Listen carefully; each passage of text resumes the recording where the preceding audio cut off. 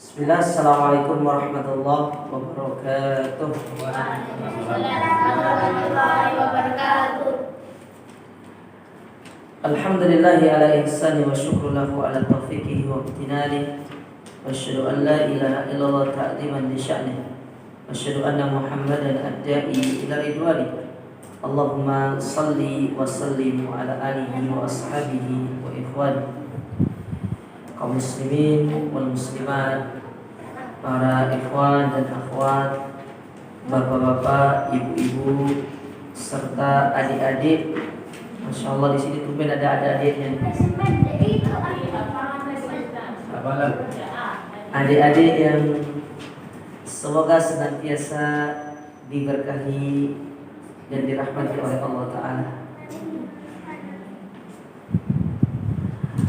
Alhamdulillah, kita bersyukur kepada Allah di kesempatan yang berbahagia ini. Allah Subhanahu wa Ta'ala kembali mempertemukan kita di dalam kajian rutin kita dari kitab tafsir Juz Amma yang ditulis oleh Syekh Muhammad bin Shalih Al-Utsaimin. Dan sekarang kita akan masuk ke dalam tafsir dari surat Al-Asr. Tafsir dari surat Al-Asr.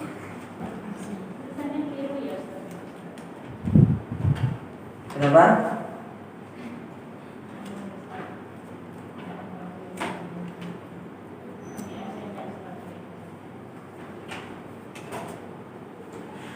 Kenapa Ibu? Oh, ini efek puasa. Baru sehari loh Bu. Baru makan sahur ini.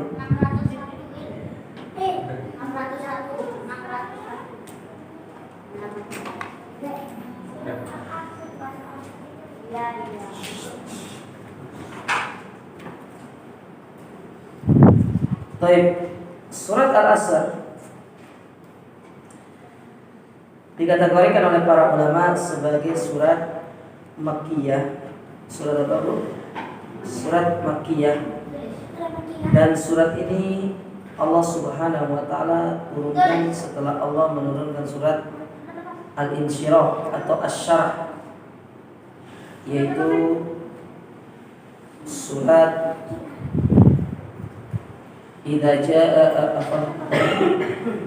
surat Al-Insyirah, yaitu alam nasyrah laka sadrak.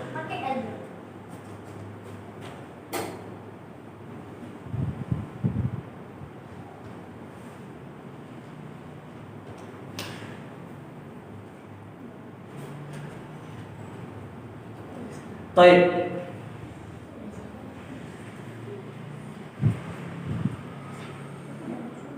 Kita baca di sini. A'udzu billahi minasyaitonir rajim. Wal 'asr. Innal insana lafi khusr illa alladziina aamanu wa 'amilus shalihati wa tawassaw bil haqqi wa tawassaw bis sabr. Dikatakan di sini, yaqul Allah Azza wa Jalla wal 'asr innal insana lafi khusr. Demi masa, sesungguhnya manusia itu benar-benar berada dalam kerugian. Apa maksudnya? Ay aqsamallahu ta'ala bil 'asr. Di dalam ayat ini Allah itu mengawali surat ini dengan bersumpah dengan asar. Asar itu dalam bahasa Arab itu banyak pengertiannya.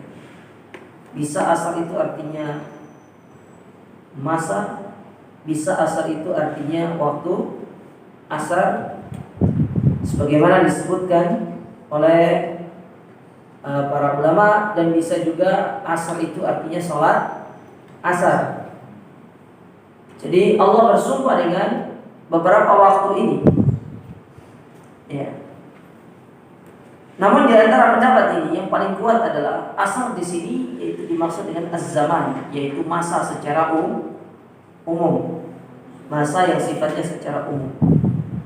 Ya. Apa Jabir? Apa artinya asar Jabir? Artinya asal. Artinya asal. Ya. Kasih hadiah Jabir nanti. Ya. Wa hadha huwa al-asl aqsamallahu bihi lamma yaqau fihi min ikhtilafil ahwali wa taqallubatil umur wa mudawalatil ayyami bainan nas. Dan inilah pendapat yang lebih dekat kepada kebenaran. Kenapa demikian?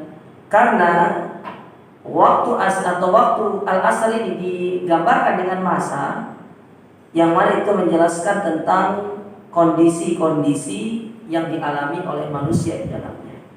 Mulai dari pagi sampai petang, ya, kemudian siang sampai malam, kemudian segala fenomena-fenomena yang terjadi di dalam waktu yang kita jalani tersebut.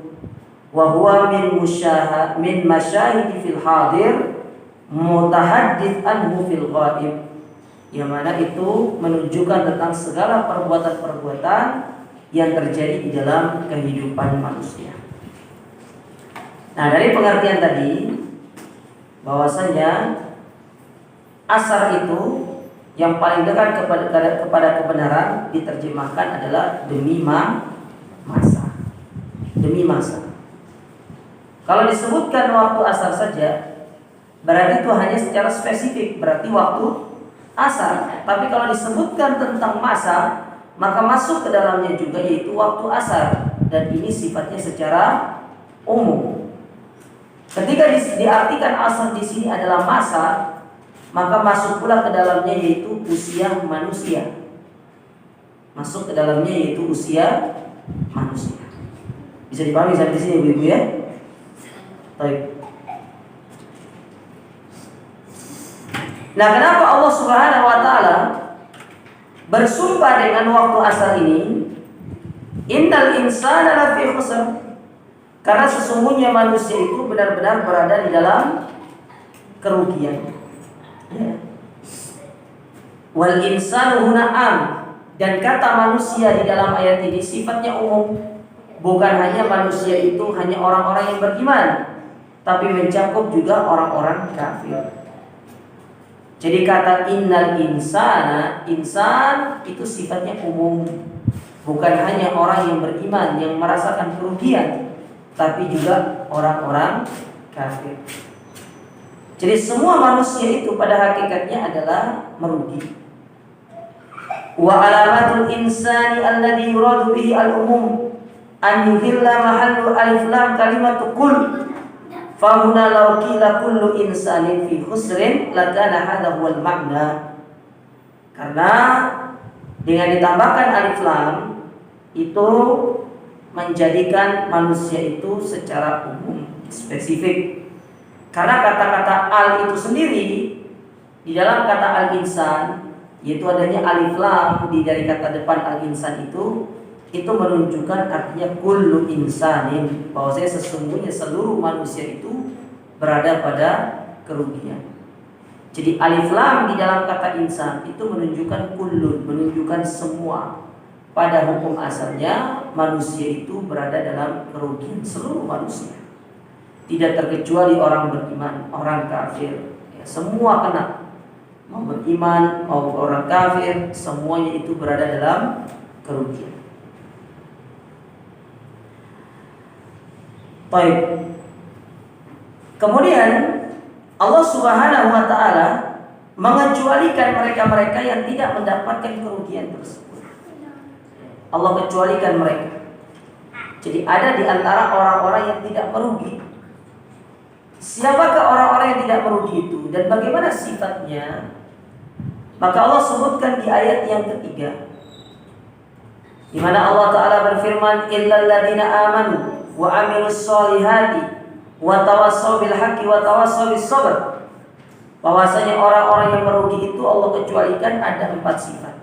Maka illa di situ dalam ayat yang ketiga, illa itu namanya illa istisna.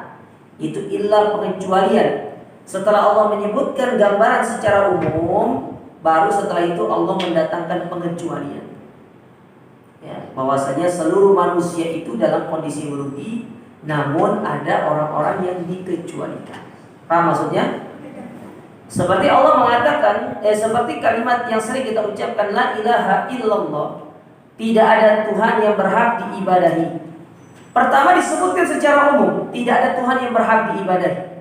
Setelah itu Allah mendatangkan di situ kalimat illa, yang mana illa di situ sifatnya untuk mengecualikan, bahwasanya ada satu Tuhan yang dikecualikan dari diibadahi tersebut. Artinya dia adalah Tuhan yang berhak untuk diibadahi. Setelah Allah tadi menyebutkan tentang tidak ada Tuhan yang berhak diibadahi dengan benar, tapi ada satu Tuhan yang dikecualikan, yang mana itu berhak untuk disembah. Maka Allah menyebutkan setelah kalimat illa itu adalah Allah, dia sendiri yang berhak untuk diibadahi. Nah, itu sama kondisinya dengan ayat ini. Ketika pada ayat yang kedua Allah menyebutkan secara umum bahwasanya manusia itu merugi, seluruh manusia pada hakikatnya merugi, Allah datangkan pada ayat yang ketiga, ada orang-orang yang tidak merugi. Ada orang-orang yang Allah kecualikan dari sifat kerugian itu. Dan Allah sebutkan di dalam ayat tersebut ada 4 sifat. Ada berapa sifat, Ibu-ibu? Ada 4. Yang pertama, as-sifatul ula, sifat yang pertama, al-iman alladhi la yukhalijuhu syakkun wa la taraddudun bima bayyanahu Nabi sallallahu alaihi wasallam hina sa'alahu Jibril anil iman. Yang pertama yang tidak akan pernah merugi, yaitu mereka-mereka yang menghiasi diri mereka dengan keimanan dan tidak tercampur dengan keraguan. Tidak ragu dengan keimanan mereka. Ya. Dan berbicara tentang rukun iman, maka rukun iman itu ada 6, seperti yang disebutkan oleh Nabi SAW ketika beliau itu ditanya oleh malaikat Jibril di dalam hadis yang kedua dari kitab Arba'in An-Nawawi yang dikenal dengan istilah hadis Jibril. Ketika Nabi SAW ditanya oleh Jibril, "Ya Muhammad, akhbirni anil iman," kabarkan kepadaku tentang iman. Maka Nabi SAW menjawab dengan 6 rukun iman. Yang pertama yaitu iman kepada Allah. Yang kedua iman kepada malaikat. Yang ketiga iman kepada kitab-kitabnya. Yang keempat iman kepada rasul-rasulnya. Yang kelima beriman kepada hari kiamat. Dan yang keenam yaitu beriman kepada takdir yang baik maupun yang buruk. Nah, Nabi menyebutkan secara poin-poinnya terkait ditanya tentang iman. Namun kalau kita ditanya apa sih iman itu? Apa sih pengertian dari iman? Maka para ulama mereka membawakan beberapa pengertian dari iman. Kita mulai dari pengertian secara bahasa dulu. Secara bahasa, iman itu artinya tasdik, membenarkan. Itu iman. Ya. Membenarkan. Sedangkan secara istilah, yang dimaksud dengan iman itu adalah sesuatu yang diucapkan dengan lisan. Sesuatu yang diucapkan dengan lisan, kemudian apa yang kita ucapkan itu dibenarkan oleh hati. Ya. Sesuatu yang diucapkan dengan lisan, lalu dia dibenarkan oleh hatinya. Jadi antara hati dengan lisannya itu selaras. Kalau hatinya mengingkari, lisannya mengatakan beriman, ini ciri orang munafik. Orang munafik itu lisannya mengatakan beriman, tapi secara hati mereka tidak beriman kepada Allah dan Rasulnya. Makanya mereka disebut dengan munafik. Karena munafik itu sendiri artinya idharul islami wa ikhfa'un nifaq. Munafik itu adalah menampakkan keislaman dan menyembunyikan yang namanya kekufuran. Itu munafik. Secara lisan dia beriman, tapi hatinya enggak. Ya. Lalu kemudian kata para ulama, wal amalu bil arkan, Apa yang diucapkan yang kemudian kita benarkan dengan hati itu diwujudkan dalam amal perbuatan. Jadi iman itu membutuhkan amal. Tidak cukup iman itu hanya sekedar di lisan atau di hati, tapi butuh yang namanya pembuktian. Dan pembuktian keimanan itu diwujudkan dalam amal perbuatan. Amal perbuatan, ya. Amal perbuatan kita. Dan amal perbuatan itu mempengaruhi tingkat daripada keimanan seseorang. Semakin seseorang itu semangat di dalam beramal, maka semakin keimanan mereka itu bertambah. Tapi semakin kita itu meninggalkan amal, itulah yang bisa menyebabkan iman kita semakin berkurang. Jadi iman itu diucapkan dengan lisan, dibenarkan dengan hati, dan diwujudkan dalam bentuk amal perbuatan.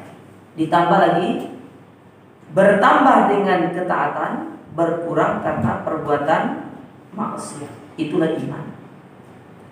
Makanya ketika kita sedang melakukan amal ketaatan, iman itu naik. Rasa takut kita kepada Allah itu naik. Tapi coba kalau keimanan itu tapi tatkala seorang manusia itu berada dalam kondisi maksiat, itulah yang menyebabkan imannya itu semakin turun. Dan bahkan bisa jadi itu sebab imannya itu hilang dari dirinya. Ini yang dimaksud dengan iman, ya. Jadi benar-benar dia itu menanamkan keimanan di dalam dirinya.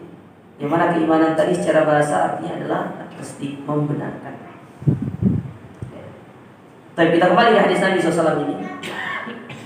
Nah, Nabi SAW ketika menyebutkan tentang rukun iman, yang pertama Nabi sebutkan tentang beriman kepada Allah. Apa saja yang perlu diperhatikan yang berkaitan dengan iman kepada Allah? Yang pertama, iman kepada Allah itu mencakup iman terhadap wujud Allah. Bahwasanya Allah itu ada, wujudnya ada. Tapi sekarang belum bisa lihat. Kapan kita melihat Allah? Tatkala nanti kita sudah masuk ke dalam surga. Di antara dalil yang menunjukkan kita akan melihat Allah Subhanahu wa taala yang pertama dari Al-Qur'an dalam surat Al-Qamar. Dalam surat Al-Qiyamah kata Allah Ta'ala, wujuhu yawma idin nadira ila rabbiha nadira. Pada hari tersebut, itu hari kiamat, ketika kita dimasukkan ke dalam surga, bahwasanya wajah-wajah penduduk surga itu berseri-seri. Kenapa wajahnya berseri-seri? Karena mereka memandang kepada wajah Rabb-nya, memandang kepada wajah Allah Subhanahu wa ta'ala. Ini dari yang pertama, dari surat Al-Qiyamah. Kalau tidak salah ayat 21 sampai 22, nanti coba dilihat. Sedangkan dalil yang kedua, di antara dalil yang menunjukkan tentang adanya zat Allah, dan kita akan melihat kita akan melihat zatnya Allah Ta'ala, itu sabda Nabi SAW. Ketika Nabi SAW bersabda, innakum satarawna rabbakum yawmal qiyamah kama tarawna al-qamara lailata badrin. Sesungguhnya kalian akan melihat Allah sebagaimana kalian itu melihat bulan purnama. Maksudnya bukan Allah diibaratkan seperti bulan purnama, tidak, tapi cara kita melihatnya. Kita kalau melihat bulan purnama, ya, itu kan bulan purnama itu di atas. Ketika kita ingin melihat bulan purnama itu, kita tidak perlu berdesak-desakan. Di setiap tempat bisa kita melihatnya. Ya, tidak hanya orang yang ada di Wonokusumo aja yang bisa melihat, tapi yang ada di Ketintang, yang ada di Surabaya Selatan, bahkan Sidoarjo, ketika terjadi bulan purnama dalam koridor satu waktu yang sama, maka mereka bisa melihat bulan purnama tersebut. Nah, begitu pula Allah Subhanahu wa taala itu akan bisa dilihat pada setiap tingkatan-tingkatan surga. Jadi tidak perlu orang yang berada pada tingkatan yang paling bawah, dia harus naik dulu ke tingkatan paling atas untuk bisa melihat Allah. Jadi pada setiap tingkatan-tingkatan surga itu, Allah berikan kesempatan kepada penduduk surga untuk bisa melihat zatnya Allah Subhanahu wa ta'ala. Dan itu tidak perlu berdesak-desakan. Ini yang pertama, mengimani tentang wujud, mengimani tentang zatnya Allah. Allah itu ada. Kita menyembah Tuhan yang ada, tapi kita belum bisa melihat Allah itu sekarang. Karena memang diri kita belum siap untuk melihat Allah Subhanahu wa ta'ala. Kemudian iman yang kedua, perkara yang kedua yang berkaitan dengan iman kepada Allah, yaitu kita beriman terhadap rububiyah Allah. Bahwasanya Allah itu yang menciptakan, Allah yang menghidupkan, mematikan, Allah yang memberikan rezeki, Allah pula yang menurunkan hujan, Allah pula yang menahan hujan, bukan pawang hujan. Ya. Ibu-ibu jangan percaya sama pawang hujan. Tidak usah percaya, bohong. Ya. Ibu jangan percaya pula sama pawang cinta, bahaya. Ya. Apalagi pawang-pawang ini, pawang singa gitu ya. Pawang ular, ternyata dia juga kena sengat ular, ya toh? Tidak usah percaya. Apalagi pawang hutang. Ya. Banyak pawang sekarang ini, pawang hutang, pawang hujan, pawang apa lagi? Ya. Pawang singa, pawang ular, pawang toam. Ya, nanti besok lama-lama pawang takjil nanti. Puasa enggak? Puasa beduk? Enggak? Sampai maghrib? Jabir, puasa Jabir? Enggak puasa Jabir. Itu ada bekas nasinya itu. Nawaf, puasa Nawaf? Masya Allah. Kelas berapa ini? Kelas berapa? Kelas 3? Kok beda sendiri? Maksudnya enggak bareng gitu. Enggak bareng. Ini Ar-Rayyan semua nih? Iya. Ini penghuni Ar-Rayyan.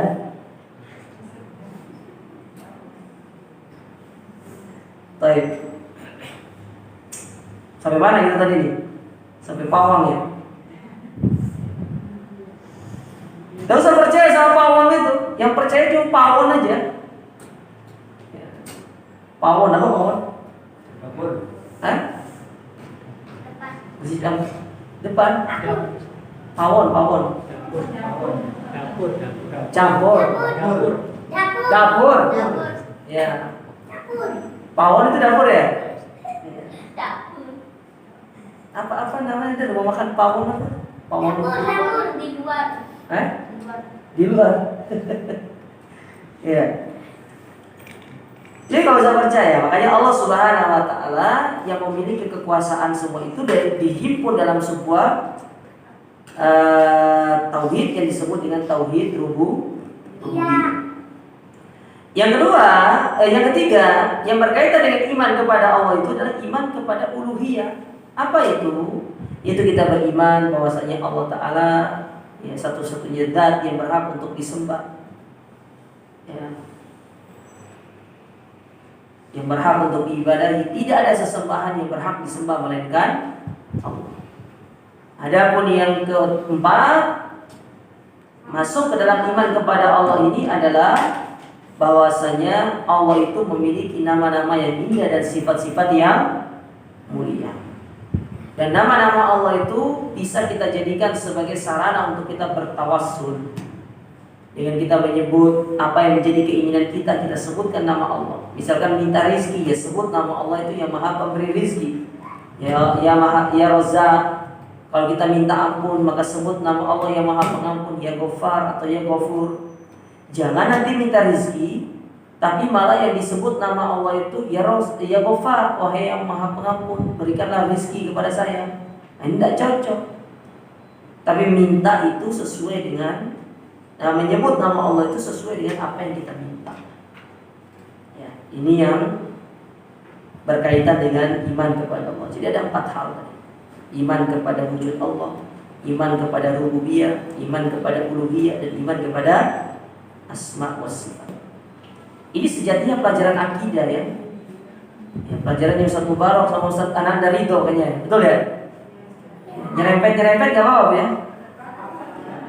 Saya senang nyerempet itu. Tapi jangan nyerempet mobil orang aja. Bahaya. Dan yang lainnya ya, dari iman kepada atau perkara-perkara iman yang disebutkan oleh Nabi SAW dalam rukun iman. Nanti ibu bisa perdalam ini dalam pelajaran akidah, pelajaran tauhid. Apalagi ini di dalam usul salasa itu dibahas. Sudah sampai mana usul salasanya? Hah? Kenapa? Surat apa? Kok lama banget?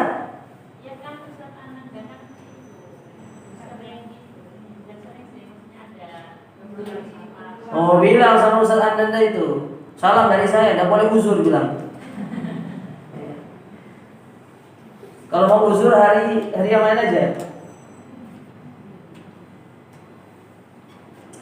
Baik.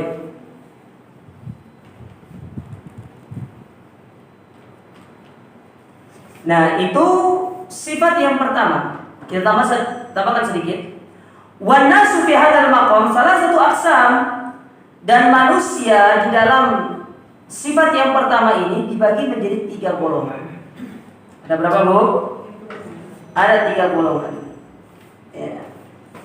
Yang pertama, mukminun khalisul iman, imanan la syakka fihi wa la taraddud. Golongan yang pertama yaitu mereka-mereka yang benar-benar beriman kepada Allah. Benar-benar imannya kepada Allah, bukan sekedar, apalagi bukan sekedar di mulut, tapi benar-benar merealisasikan keimanan. Inilah yang disebut dengan mukmin khalis, mukmin yang sejati. Yang kedua, yaitu golongan kafirun jahilun munkar, itu golongan yang tidak mau beriman. Berarti orang apa, Bu? Orang kafir, tidak mau beriman. Maka mereka adalah orang kafir. Adapun yang ketiga, mutaraddid.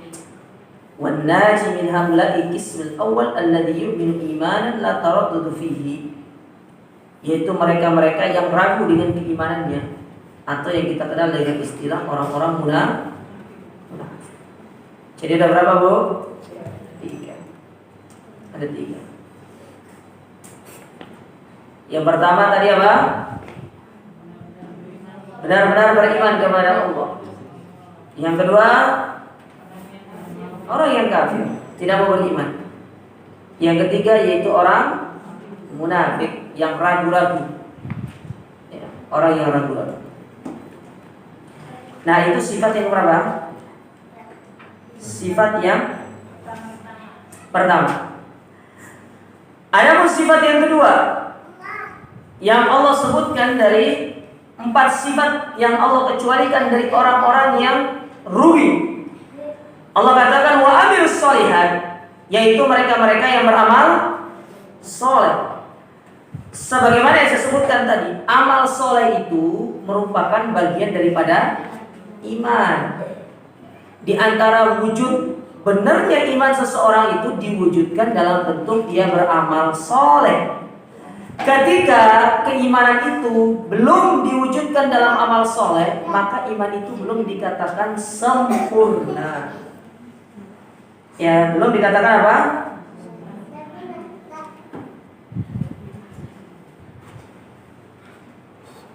Sebagaimana Allah Subhanahu wa taala berfirman,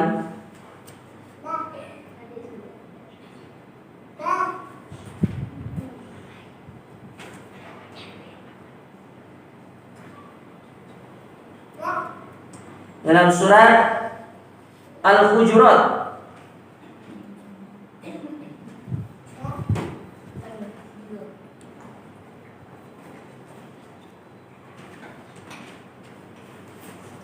bentar.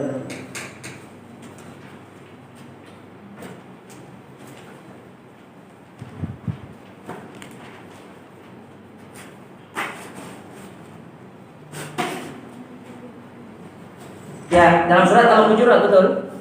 Pada ayat yang ke-14. Apa kata Allah Subhanahu wa taala? Qalatil a'rabu amanna. Maka berkata orang-orang Arab Badui. Apa kata mereka? Kami telah beriman. bahwasanya mereka itu baru masuk Islam tapi sudah mengatakan dirinya kami telah beriman.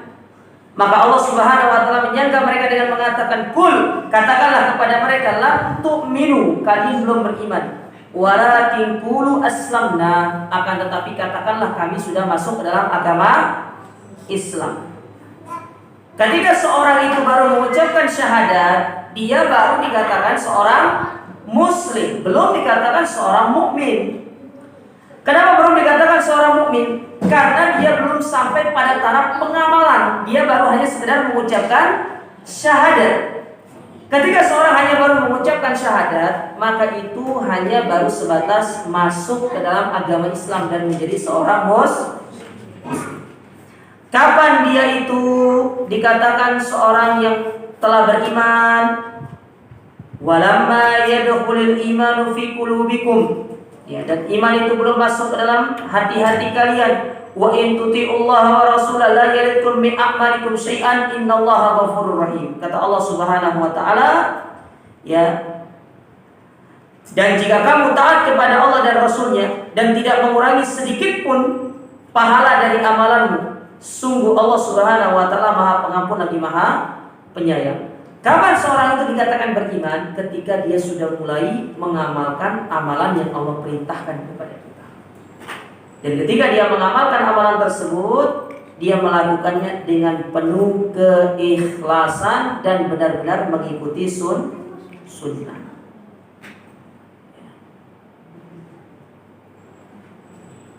Dia sholatnya karena Allah dan sholatnya sesuai dengan sunnah. Sebagaimana Nabi SAW bersabda, "Shallu kama ra'aitumuni usolli." Salatlah kalian sebagaimana kalian melihat aku salat. Dalam setelah salat, bukan hanya salat 5 waktu, termasuk salat sunnah, di antara salat tarawih misalkan. Kita harus mengikuti sunnah Nabi. Nabi kalau salat tarawih itu salatnya bagus, salatnya indah. Tumakninanya diperhatikan. Jangan seperti sebagian orang hanya ingin mengajar banyaknya 23 rakaat tapi tidak ada tumakninah, seperti ayam patok beras, kepalanya asal nempel. Nah itu kalau sholat tidak ada tumakninahnya, yang pertama sholat tersebut tidak sah karena dia menghilangkan rukun, karena tumakninah itu merupakan rukun sholat. Yang kedua, dia telah menyelisihi sunnah Nabi. Karena di antara sunnah Nabi itu mengerjakan sholat sesuai dengan apa yang telah beliau contohkan. Dan di antara contoh beliau adalah melakukannya dengan melakukan tumakninah. Jadi paham ibu-ibu? Sholat, zakat. Zakat di sini masuk ke dalam kategori zakatul fitr dan zakatul mal. Bukan zakat fitrah ya, tapi zakatul fitri. Kalau zakat fitrah kurang tepat. Makanya yang betul itu Idul Fitri, zakatul fitr. Apa arti zakatul fitr? Zakat yang digunakan untuk makan. Fitr itu artinya makan. Karena tujuan dari zakat ini supaya orang-orang miskin bisa menggunakannya nanti ketika pada hari raya Idul Fitri, dipakai makan-makan. Itu maksudnya zakatul fitr. Jadi bukan zakatul fitrah, salah zakatul fitrah itu. Suka pakai istilah tapi salah. Ya, yang penting kelihatan keren gitu kan. Keren aja nggak cukup, tapi harus paham apa yang dipakai itu. Sama istilah mahram itu loh. Dia bukan muhrim saya, ya memang bukan muhrim, mungkin sedang tidak ihram kok. Mungkin kita sedang tidak melakukan haji atau umroh. Muhrim itu kaitannya dengan orang haji atau umroh. Adapun orang yang tidak boleh untuk kita nikahi, haram untuk kita nikahi, bukan muhrim namanya, tapi mahram. Paham ibu-ibu? Ngertos ya? Ya, jangan ngantuk. Ini waktunya ngantuk memang ini. Apalagi puasa itu, ngantuk itu enak. Sebagaimana kaidahnya sebagian orang, tidurnya orang berpuasa itu apa? Pahala katanya. Ini kalau tidur dari habis subuh sampai jelang zuhur, setelah itu nanti lanjut pada zuhur sampai asar. Habis asar ngabuburit dia cuci mata, ya pahalanya hilang. Ngabuburit itu ke tempat yang bermanfaat. Nah kayak di sini kan ada kajian kan, betul kan?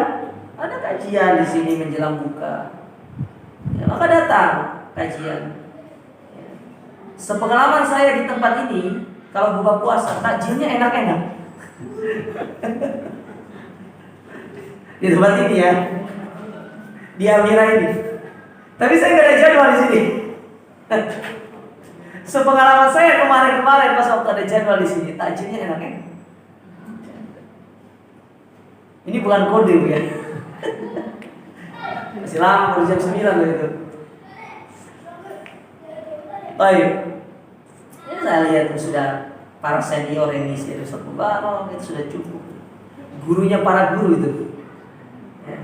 Selagi beliau masih bisa, kita ambil ilmu dari orang yang paling tua secara keilmuan. Itu yang bagus. Nah, sampai mana tadi? Sampai takjil. Saya udah tadi Ibu. Ya, zakat. Ya, zakatul fitr, ya itu sudah dibahas ya, tidak perlu kita sebutkan lagi. Intinya zakatul fitr itu salah satu jenis maka ibadat, maka keluarkan sesuai dengan sunnah Nabi, keluarkan sesuai dengan contoh Nabi. Ya, sebagaimana Nabi SAW bersabda, ya, faradallahu alaikum so'an min tamar, so'an min syair. Ta'matan lil masakin, yang mana itu akan dijadikan sebagai makanan bagi orang-orang miskin. Jadi dikeluarkan kepada orang-orang miskin.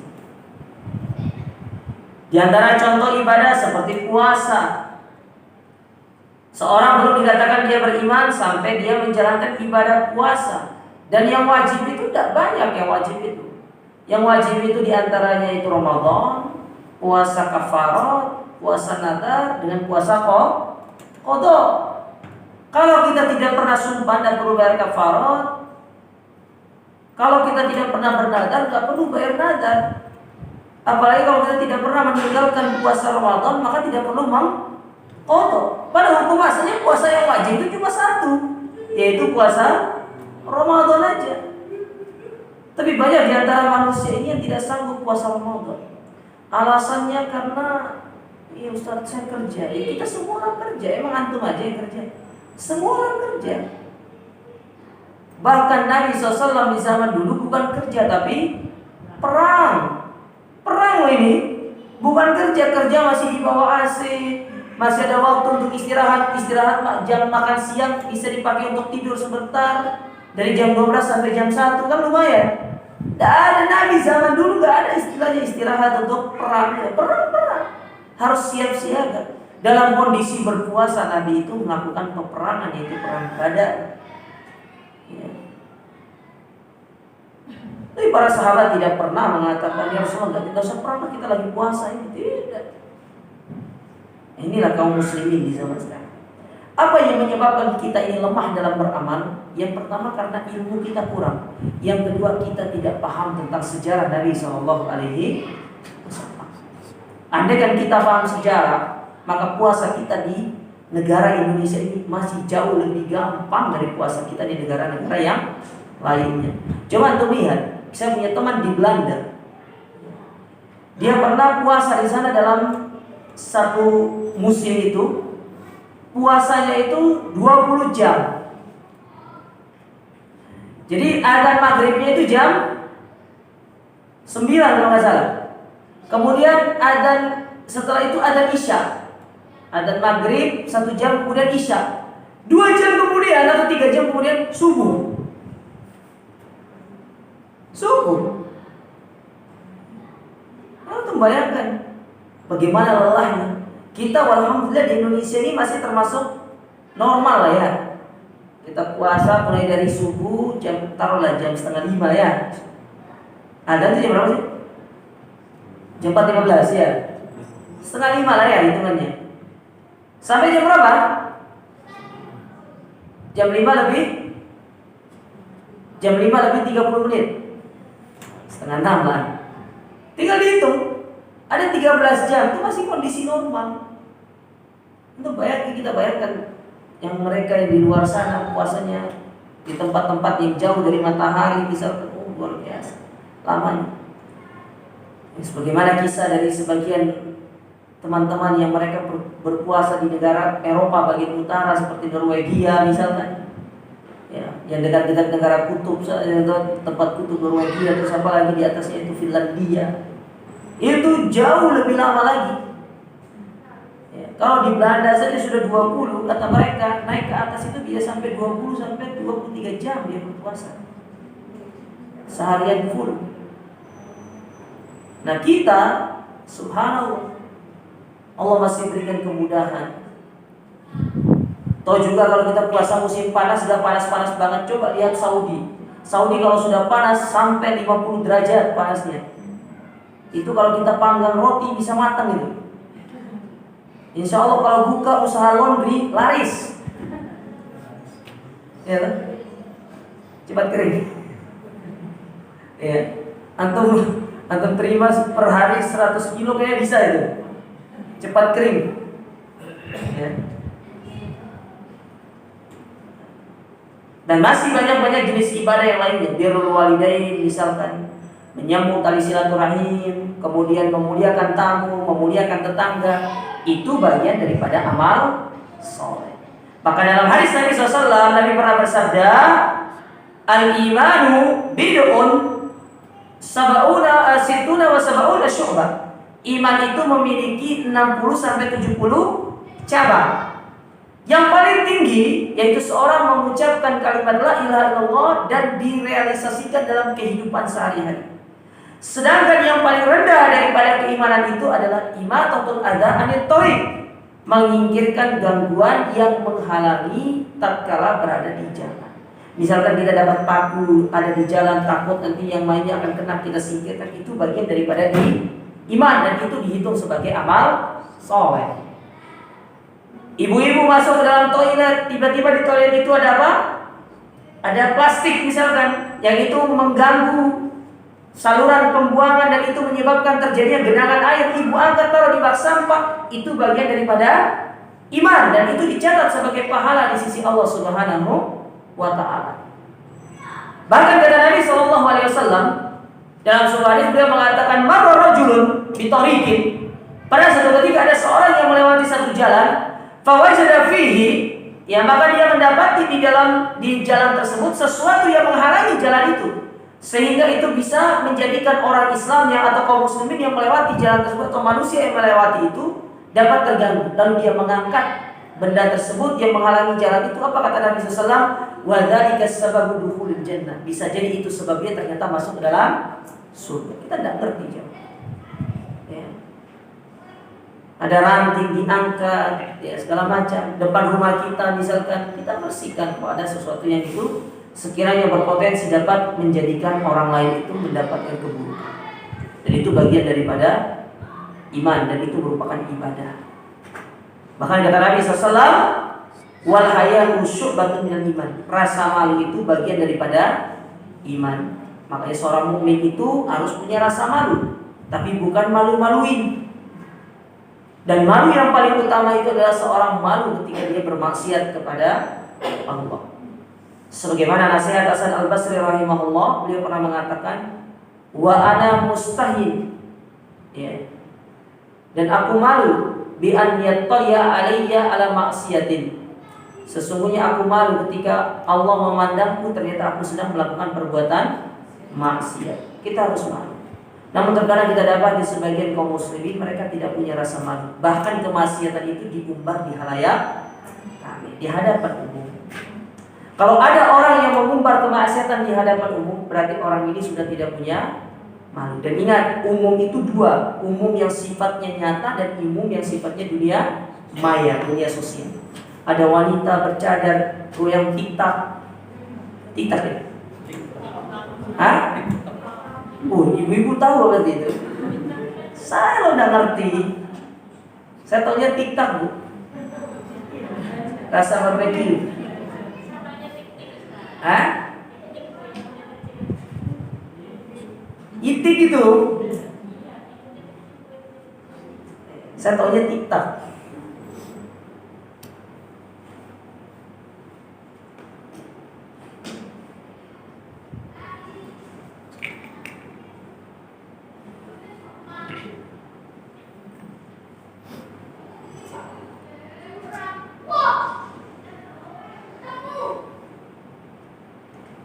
Baik.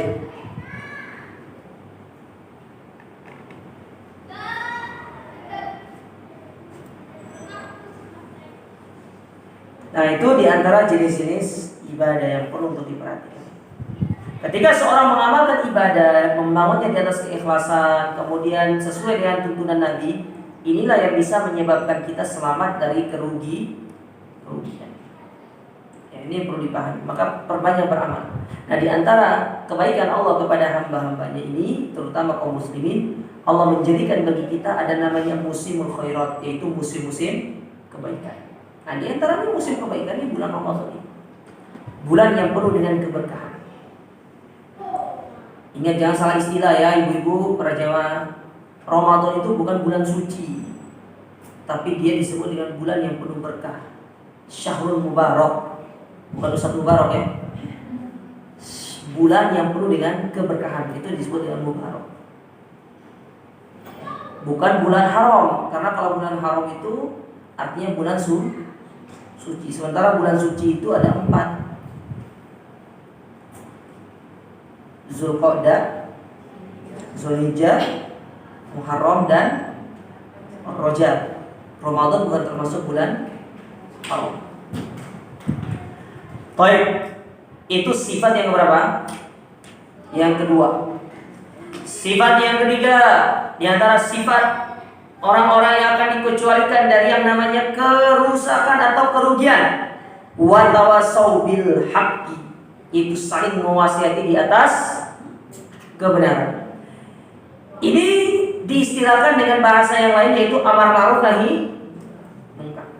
Jadi ingat ya para jamaah, kita memiliki kewajiban untuk amar ma'ruf nahi munkar. Melihat kemungkaran kita lerai. Kalau kita melihat kebaikan, kita terus memotivasi orang itu melakukan kebaikan. Nah, sifat amar ma'ruf nahi munkar ini tidak boleh hilang dari diri orang Islam, karena itu merupakan sifat dasar. Sebagaimana Allah Subhanahu wa taala ketika menyebutkan tentang para sahabat, bagaimana sifat para sahabat yang kemudian mereka dijadikan sebagai orang yang dimuliakan oleh Allah taala.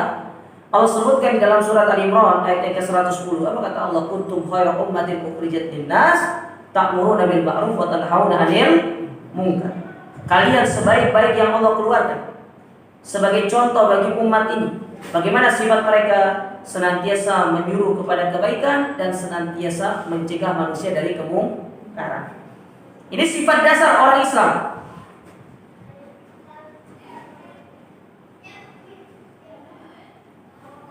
Yaitu beramar ma'ruf nahi munkar. Ketika amar ma'ruf nahi munkar ini hilang dalam kehidupan kita, itulah yang menyebabkan satu kerugian. Kita berada dalam kerugian. Karena berarti kita membiarkan kemungkaran itu merajalela. Sementara kemungkaran tatkala merajalela, itu yang menyebabkan azab Allah itu segera diturunkan. Itu yang pertama. Yang kedua, ya, ketika amar ma'ruf nahi munkar ini hilang dari diri kita, itulah yang menyebabkan kita itu bisa dilaknat oleh Allah Subhanahu wa taala. Sebagaimana Allah taala sebutkan dalam surat Al-Maidah ayat yang ke-78 sampai 79. Kata Allah, lu'inal ladzina kafaru min bani Israil ala lisan Daud wa Isa bin Maryam. Sesungguhnya Allah Subhanahu wa taala melaknat orang-orang kafir dari kalangan Bani Israil melalui lisannya Nabi Daud dan Isa bin Maryam. Dzalika bima asaw wa kanu ya'tadun, disebabkan karena kemaksiatan yang mereka lakukan. Apa kemaksiatan yang mereka lakukan? Allah sebutkan di ayat berikutnya. Kata Allah, kanu la yatanahawna an munkarin fa'alu, yang mana mereka itu tidak beramar ma'ruf nahi munkar. Karena mereka meninggalkan amar ma'ruf nahi munkar, tidak saling menasihati, tidak saling memberikan masukan ketika temannya melakukan keburukan, didiamkan saja, bahkan lebih condong kepada ya wis urip-urip dewe, tidak perlu kita ngurus orang lain. Itu kalau urusan dunia oke, Anda tidak perlu ngurus urusan orang lain. Tapi kalau dalam urusan akhirat, kaitannya dengan agama, melihat kemungkaran, kita wajib untuk melakukan amar ma'ruf nahi munkar sesuai kemampuan. Kan kemampuan itu ada 3, dengan kekuatan, dengan lisan, atau dengan hati. dengan kekuatan. Kalau Anda punya power, seperti orang tua melihat anaknya melakukan maksiat, bisa dengan memukulnya, bisa dengan langsung menghentikannya. Kayak anaknya nonton TV dalam kondisi adzan, disuruh sholat tidak mau, bisa langsung dimatikan TV-nya. Itu dalam bentuk kekuatan, kita punya power. Tapi jangan coba-coba Anda melakukannya nanti di rumah orang, pergi bertamu ke rumah orang, ya ke rumah temannya, lihat anak temannya masih nonton TV padahal sudah adzan, ibu masuk ke ruang tengah lalu mematikan TV-nya. Ini cari perkara namanya. Ya, jangan coba-coba ya. Atau anak orang dijewer tiba-tiba, disuruh untuk jalan, pergi ke masjid kamu sana. Ya. Anak pada anak kita mau main jewer-jewer gitu kan. Itu kalau kita punya power. Kalau nggak punya, bisa dengan nasihat, memberikan nasihat, menyampaikan masukan, memberikan peringatan supaya dia itu bisa berpikir, bisa sadar dari kemaksiatan yang dia lakukan. Kalau tidak bisa dengan kedua hal ini, maka ada cara yang ketiga, yaitu mengingkari kemungkaran dengan hati. Tapi ada kewajiban kita untuk meninggalkan tempat yang berisi kemungkaran itu. Jangan seperti orang, dia beramar ma'ruf nahi munkar dengan hatinya, tapi tempat kemungkaran itu sudah ditinggalkan. Keluar dari rumahnya, ketemu di perempatan sama temannya lagi main gaplek sambil judi, atau lagi main kartu sambil judi. Kata dia, Ustaz, saya tidak ikut main judi, saya cuma ikut nonton di situ.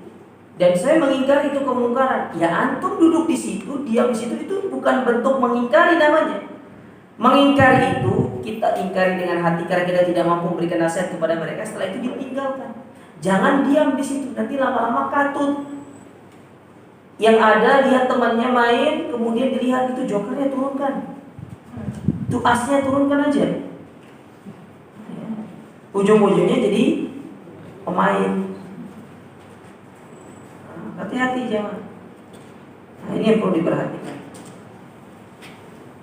Jadi watawasau bil haqqi artinya adalah amar ma'ruf nahi, saling mewasiat, saling menasihati di atas kebaikan, saling mewasiati di atas ya yang hak.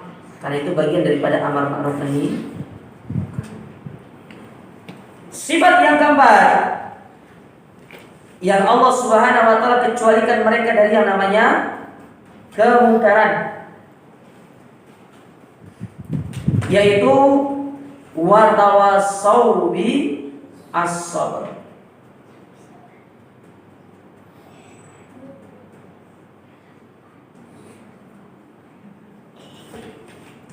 Saling mewasiati di atas kesabaran.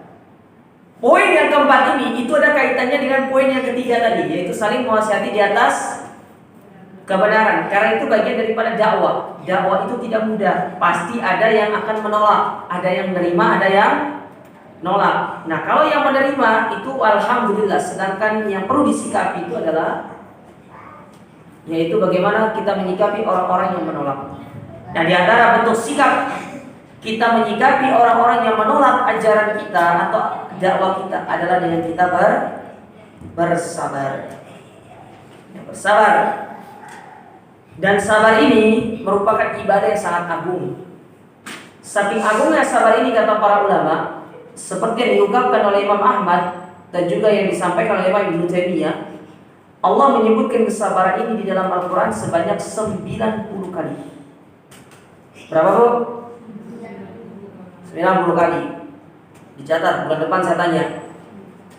Yang bisa jawab saya kasih hadiah umroh gratis. Berangkatnya bayar sendiri. Ya umroh ini sih gratis bu, betul gak? Umroh ini memang gratis, tapi pesawatnya, hotelnya, ya bayar diri.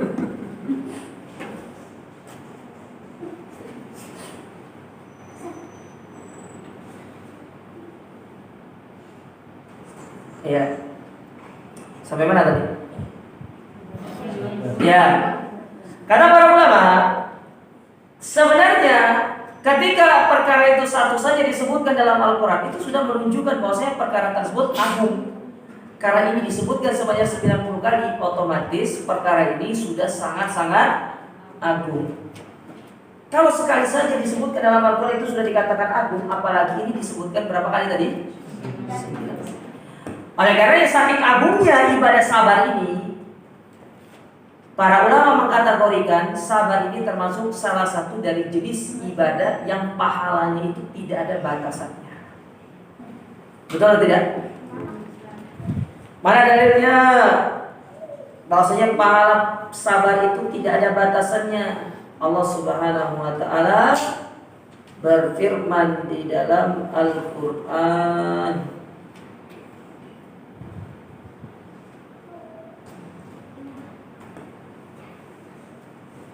Innama yuwaffas sabiruna ajrahum bighairi hisab. Dalam surat apa itu? Innama yuwaffas sabiruna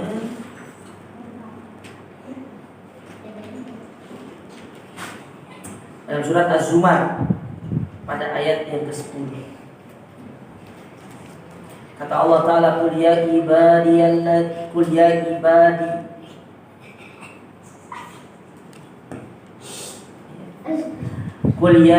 alladhina amanu taqu rabbakum.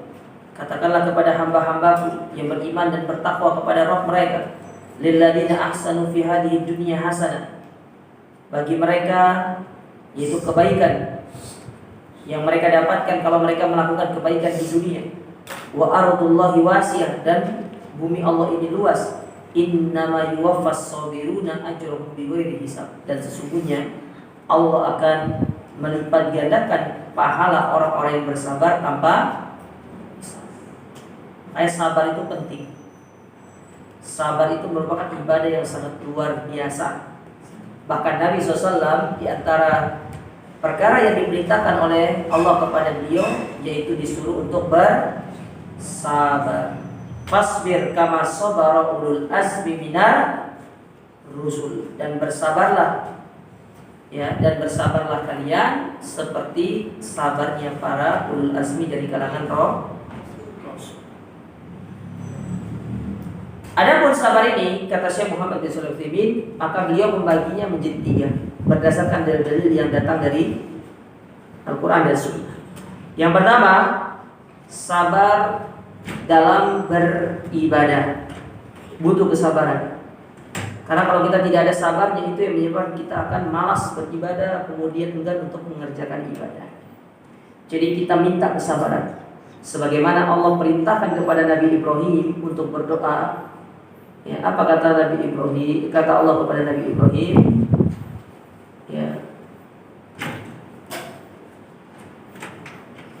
muru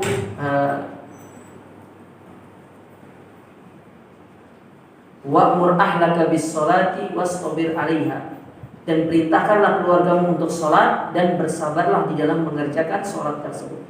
Artinya ibadah itu akan mudah kita lakukan ketika salah satu dari syaratnya terpenuhi, di antaranya itu kita memiliki sifat sabar. Yang kedua, sabar di dalam meninggalkan maksiat. Orang kalau tidak ada kesabaran susah untuk meninggalkan maksiat, apalagi dengan dorongan hawa nafsu itu yang sangat luar biasa. Sangat luar biasa.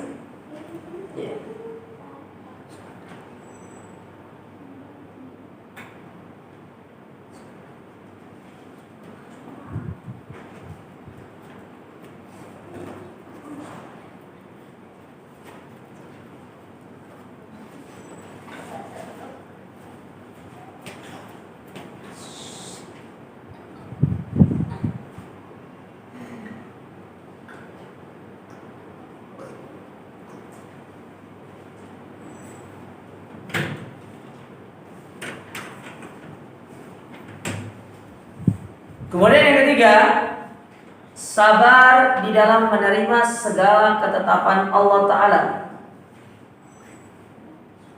Sabar di dalam menerima segala ketetapan Allah Subhanahu wa Ta'ala.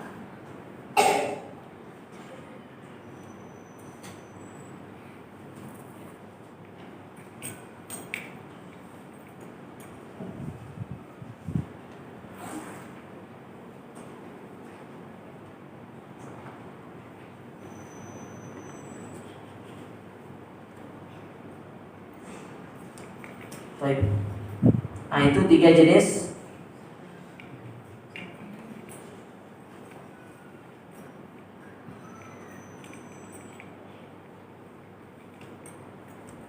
Tiga jenis kesabaran. Ada berapa tadi? Baik. Nah, ini 4 sifat yang disebutkan oleh Allah Subhanahu wa taala yang dikecualikan dari kerugian, yang mana ketika kita menghiasi diri kita dengan keempat sifat ini, maka Allah Subhanahu wa taala akan menjamin kita dari sifat merugi. Yang pertama tadi adalah beriman, kemudian iman itu diwujudkan dalam sifat yang kedua yaitu beramal soleh, kemudian yang ketiga kita berdakwah, beramar ma'ruf nahi munkar, yang keempat kita bersabar dalam segala celaan, cobaan, cacian, makian dari dakwah yang kita lakukan, dari amar ma'ruf yang kita lakukan. Karena tidak semua orang pasti akan pro kepada kita. Pasti akan ada orang-orang yang menolak apa yang kita sampaikan kepada mereka. Dan cobaan terbesar seseorang itu terletak pada keluarganya. Maka berdoalah kepada Allah Subhanahu wa taala, semoga Allah menjauhkan kita dari kerugian dan Allah memudahkan kita untuk menghiasi diri kita dengan sifat yang Allah sebutkan dalam surat Al-Asr. Mungkin ini yang bisa kami sampaikan pada kesempatan yang berbahagia ini. Insyaallah kita lanjutkan pada pertemuan berikutnya. Nah, sampai di sini ada yang mau bertanya? Kami persilakan.